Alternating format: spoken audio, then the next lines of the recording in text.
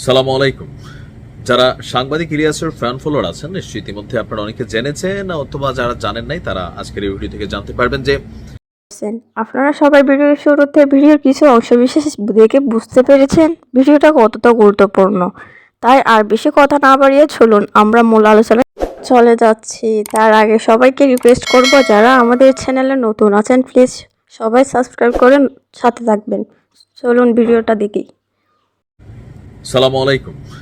যারা সাংবাদিক ইলিয়াসের ফ্যান ফলোয়ার আছেন নিশ্চয়ই ইতিমধ্যে আপনারা অনেকে জেনেছেন, অথবা যারা জানেন নাই তারা আজকের এই ভিডিও থেকে জানতে পারবেন যে ডক্টর ইউনূস সরকারের প্রতি সাংবাদিক ইলিয়াসের বেশ কিছু ক্ষোভ ছিল।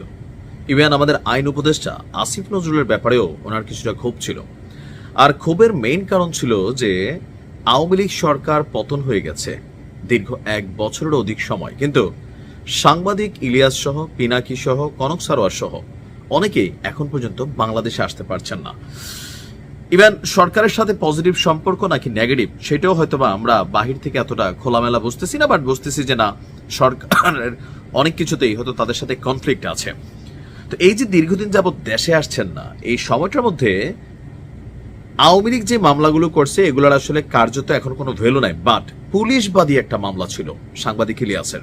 আপনাদের খেয়াল থাকার কথা যে পিবিআই এর তৎকালীন প্রধান বনোজ কুমার তিনি সাংবাদিক ইলিয়াসের বিরুদ্ধে ডিজিটাল নিরাপত্তা আইনে আপনার একটা মামলা দায়ের করেছিলেন।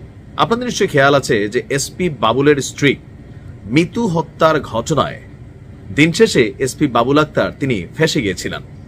আর ওই বিষয়টা নিয়ে তৎকালীন সময়ে বেশ কয়েকটা ধারাবাহিক প্রতিবেদন করেছিলেন সাংবাদিক ইলিয়াস। ইভেন অনুসন্ধানী একটা প্রতিবেদন করছিলেন যে কিভাবে বনোজ কুমার বা এখানে আরেকটা সিন্ডিকেট যাদের নাম আমরা দেখছিলাম সাংবাদিক ইলিয়াস তার ভিডিওতে বিষয়গুলো তুলে আনছে।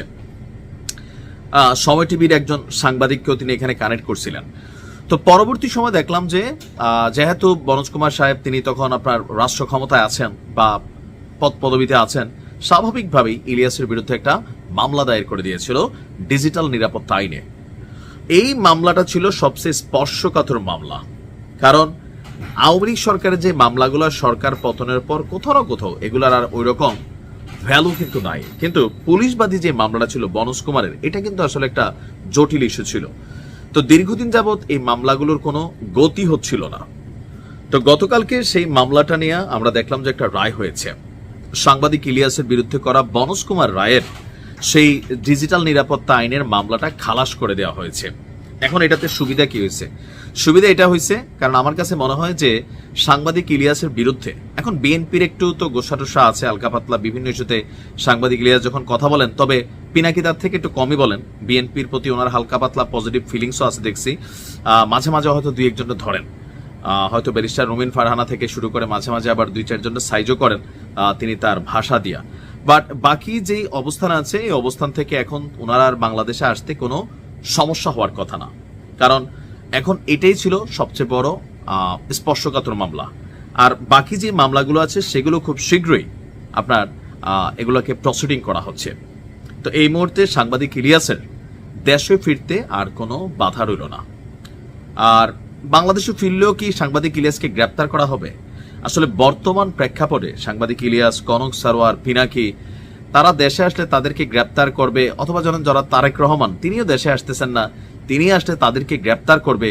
এই বিষয়গুলা জাতি হিসাবে, জনগণ হিসাবে কারোর মধ্যে কিন্তু কাজ করে না যে জেলে নেওয়া যাবে, বাট তাদের মধ্যে হয়তো কোথাও না কোথাও কোনো একটা ইস্যু তো আছে, নয়তো তারা দেশে আসতেছে না, এটা একটা অস্বাভাবিক ইস্যু। কিন্তু বাট এখন মনে হচ্ছে যেহেতু এটা সরকারবাদী একটা মামলা ছিল, পুলিশবাদী মামলা ছিল, এই মামলাটা যেহেতু খালাস হয়ে গেছে, সাংবাদিক ইলিয়াস দেশে ফিরবেন।